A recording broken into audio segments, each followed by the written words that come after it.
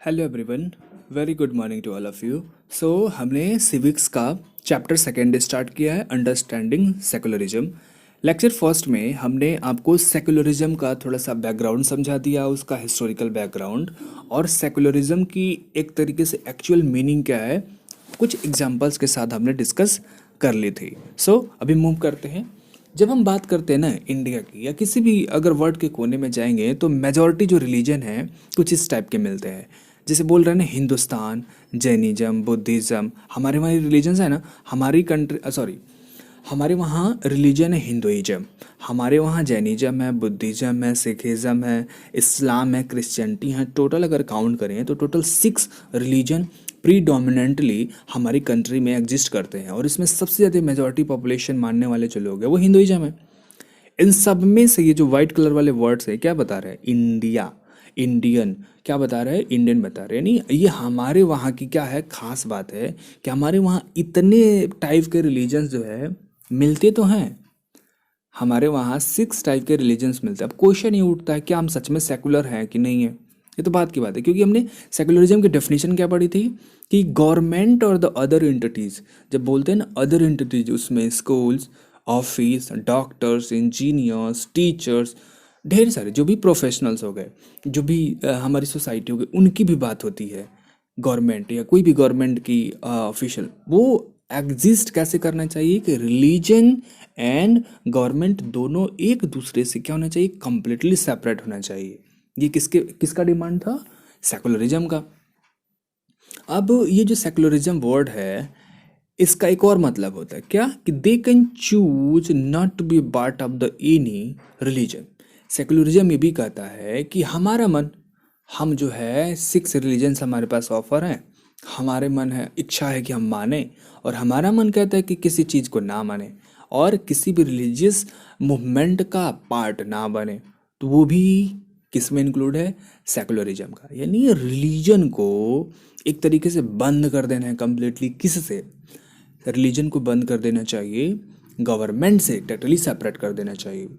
तो आप उसका पार्ट भी नहीं बन रहे हैं, रिलीजन को चूज भी नहीं करना और गवर्नमेंट को रिलीजन से सेपरेट कर देना।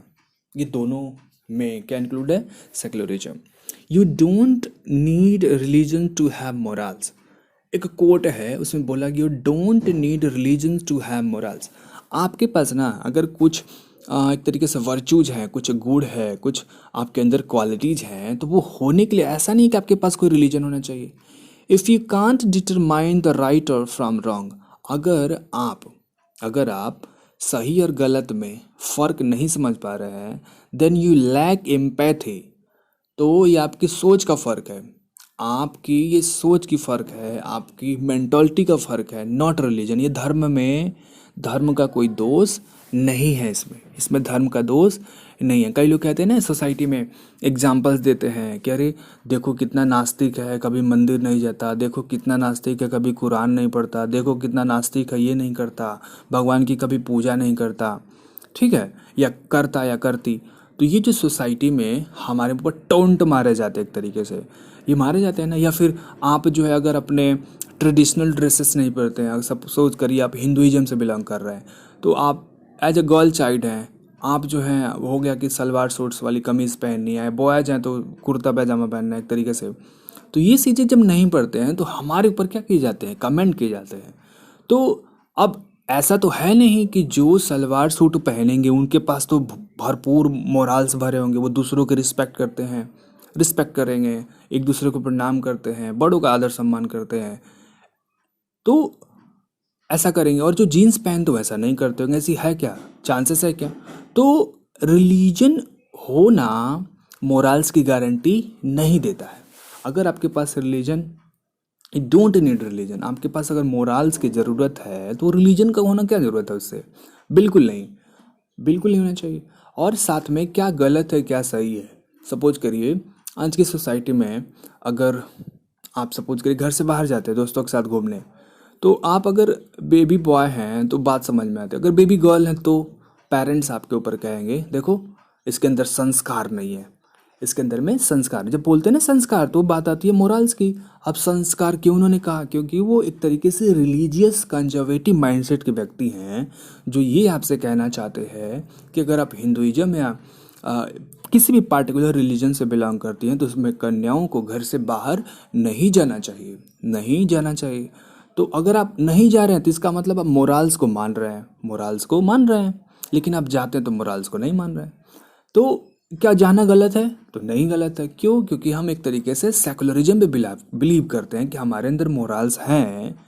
तो मोराल्स अपने से आते हैं, वो सीखने से आते हैं, लर्न करने से आते हैं। उसके लिए किसी भी रिलीजन की ज़रूरत नहीं पड़ती है। तो ये एक तरीके से वर्ड की मीनिंग होती है सेकुलर।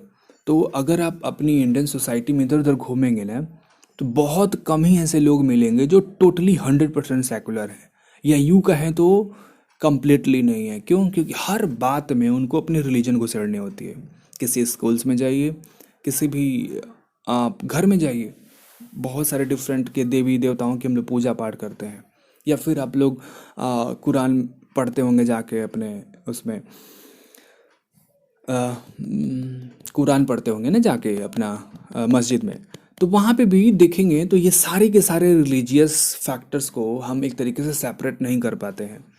लेकिन सेकुलरिज्म क्या बोलता है कि सेकुलरिज्म ये बोलता है कि अगर आपके पास मोराल्स हैं, मोराल्स होने के लिए रिलीजन का होना ज़रूरत नहीं है। और अगर आप सही और गलत में फ़र्क नहीं कर पा रहे हैं तो आपके अंदर एम्पैथी की कमी है, रिलीजन की कमी नहीं है। तो ये बोलता है सेकुलरिज्म। अभी जो सेकुलरिज्म के रूट्स हैं ये आए कहाँ से, थोड़ा सा और हिस्ट्री में चलें। तो जो सेकुलरिज्म वर्ड था ना, ये ड्रॉ किया जाता है intellectual root from the Greek and the Roman philosopher. जो ग्रीक मतलब यूरोप में, सदर्न यूरोप में टर्की के पास में एक कंट्री जिसका नाम है ग्रीस, ठीक है। ग्रीस के लोगों को उस टाइम, आज से 5,000 साल पहले, 7,000 साल पहले, लोगों को बोलते थे ग्रीस। और इटली में जाएंगे, इटली की कैपिटल कहाँ है? रोम में। रोम के जो लोग थे उनको बोलते थे रोमन उस टाइम में। यानी ग्रीस और रोम, इटली, इन दोनों जगहों पे ना उस टाइम में भी एक सिविलाइजेशन होती थी जिसको बोलते थे Roman civilization. For example India में हड़प्पा सिविलाइजेशन था, सेम उसी पीरियड में। तो वहाँ के जो फिलासफर्स थे, फिलासफर का मतलब भाई दार्शनिक, जो बात करते हैं ह्यूमैनिटी के ऊपर, जो बात करते हैं डेवलपमेंट के ऊपर, जो बात करते हैं रीजनेबल डिस्कशंस के ऊपर, कंजर्वेटिव माइंडसेट से हमेशा वो दूर रहते हैं, ऐसे लोगों को बोलते हैं फिलोसफर्स। वो हमेशा ढूंढते हैं किस बारे में, कि अगर कोई इवेंट हुआ तो उसके पीछे रीजन क्या है, अगर रीजन ये है तो उसके पीछे सही क्या है, गलत क्या है, ये सारी चीज़ों के ऊपर तर्क वितर्क करना फिलोसफर्स का काम होता है। तो सेम तरीके से जो ग्रीक और रोमन फिलोसफर्स थे, इनसे ही एक तरीके से शुरुआत माना जाता है कि जो सेकुलरिज्म की आइडियोलॉजी है उनसे स्टार्ट हुई थी, आज से 5 से 7,000 साल पहले। उसके बाद में क्या हुआ कि जो भी हमारे वहाँ मेडिएबल मुस्लिम पॉलीमैथ्स थे, पॉलीमैथ्स समझते हैं ना, जो पीपुल बहुत सारी चीज़ों का जिसके पास ज्ञान होता है, जैसे आपको मैथ्स भी आ रही है, साइंस भी आ रही है, एसएसटी भी आ रही है, हिंदी भी आ रही है, तो आप कहलाएंगे आप पॉलीमैथ्स है। वैसे ही कोई इंडिविजुअल पर्सनालिटी हैं, उनको ढेर सारी चीज़ों का जानकारी है अलग अलग सेक्टर के, तो उनको बोलेंगे वो पॉलीमैथ्स है। तो मिडिएबल मुस्लिम जो पॉलीमैथ्स थे, ठीक है ना, मिडिएबल पॉलीमैथ्स, इन्होंने भी सेकुलरिज्म की एक तरीके से जो आइडियोलॉजी थी उसको भी फैलाने का प्रयास किया। सेम तरीके से इनलाइटमेंट थिंकर्स का मतलब कि ऐसे थिंकर्स, ऐसे सोच विचार करने वाले विद्वान लोग जो अपने विचारों से बहुत फेमस हो गए। भगवान बुद्धा ने किया क्या? कुछ नहीं किया। उन्होंने कहा कि हर एक व्यक्ति धरती पर है ना वो दुखी है। क्यों दुखी है? क्योंकि उसकी कुछ जो है ख्वाहिशें हैं, कुछ वो इच्छाएं रहता है, डिजायर्स रखता है, और वही जो डिजायर्स हैं उसकी दुख का कारण बनती है। तो उन्होंने कुछ सॉल्यूशंस बताया कि अगर ये हम काम करें तो हम इन सारे जो भी सौरों है, जो भी दुख दर्द हो रहा है, इससे मुक्ति पा सकते हैं। तो ऐसे लोगों को बोलते हैं इनलाइटमेंट थिंकर्स। उन्होंने आपकी ज़िंदगी में ज्योति जगा दी कि आप ये काम करो, आप सक्सेस हो जाओगे। ऐसे लोगों ने भी सेकुलरिज्म की जो आइडियोलॉजी थी इसको स्प्रेड करने का कोशिश किया। सेम तरीके से अभी के भी टाइम में मॉडर्न फ्री थिंकर्स थे, यानी पीपल जो है किसी भी अथॉरिटी को रिजेक्ट करते हैं, स्पेशली रिलीजियस थिंकिंग को। धार्मिक विश्वास को न मानने वाले लोगों को बोलते हैं फ्री थिंकर्स। फ्री थिंकर्स जो बात करते हैं किसकी, जेंडर इक्वालिटी की, सस्टेनेबल डेवलपमेंट की, क्लाइमेट चेंज की, उनको किसी रिलीजन से लेना देना कुछ नहीं है। ठीक है, तो ऐसे लोगों को बोलते हैं फ्री थिंकर्स। अगर आपको एक एग्जांपल दे, जैसे घर में मम्मी लोग खाना पकाती है ना, तो पहले क्या होता था, वो चूल्हे चौके पे खाना बनता था, और आजकल जो है गैस इस्तेमाल हो रहा है। तो आज भी जब आप गैस यूज करते हैं ना, तो हमारे जो ओल्ड जनरेशन्स के लोग हैं वो कहते हैं यार कि चूल्हे चौके का बना खाना ना बहुत टेस्टी होता है, बहुत टेस्टी होता है, वही पे बनाना चाहिए, उसी पे खाना चाहिए, गैस तो बेकार चीज़ है, ये चीज़ वो चीज़ है। तो वो क्या सोच रहे हैं, वो अब चूंकि उनके रिलीजियस, उनकी सोसाइटी, उनके जो थिंकर्स थे, पीछे पीछे के लोग थे, उनके द्वारा कहे गए बातों को वो ढो के आ रहे हैं अपने साथ में, तो वही आपके ऊपर भी थोपने की कोशिश कर रहे हैं। बट तो आप कहलाएंगे कि आप कंजर्वेटिव माइंडसेट के आदमी हैं, कंजर्वेटिव माइंडसेट के। अब हमारे पूर्वज जो है चूल्हे चौके पे खाना पकाते आ रहे हैं, हम भी पकाएंगे, तर्क वितर्क नहीं करेंगे, उससे क्या फ़ायदा है, क्या नुकसान है। तो अगर आप फ्री थिंकर्स हैं तो आप क्या कहेंगे, चूल्हे चौके पे खाना पकाएंगे, धुआं निकलेगा, लकड़ी जला रहे हैं, धुआं निकल रहा है, धुआं हमारी नाक से होकर लंग्स में गया तो तरह तरह की डिजीजेज होंगी, साथ में ये धुआं इन्वायरमेंट में जाएगा तो इन्वायरमेंट पॉल्यूशन होगा, एयर पॉल्यूशन होगा। तो इससे बढ़िया है कि इसको बंद करो। तो आप फ्री थिंकर होंगे तो आप सोचेंगे कि रिलीजन अपनी जगह रहने देते हैं, हेल्थ को प्रायोरिटी देते हैं और एलपीजी पे खाना पकाते हैं। और जो कंजर्वेटिव माइंडसेट के लोग हैं, हमारे पूर्वजों ने ऐसा कहा था, वैसा हमको करना है। तो ये होते हैं मॉडर्न फ्री थिंकर, जिनको रिलीजियस बाउंड्री में बंधे नहीं रहना। वो जो है किस पे बिलीव करते हैं, वो बिलीव करते हैं मॉडर्न सोसाइटी में रहने वाली जो लाइफ स्टाइल है उसके बारे में बात करते हैं। तो इन्होंने भी कहा। और एक और एग्नोस्टिक्स, कुछ लोग होते हैं उनको बोलते हैं एग्नोस्टिक्स, और कुछ लोग होते हैं जिसको बोलते हैं एथेस्टिस।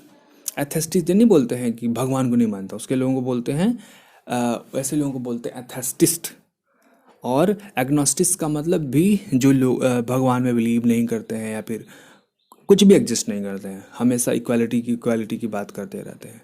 तो ये जो है सेकुलरिज्म के रूट्स इतनी सारी चीज़ों में पाई जाती है। होप आप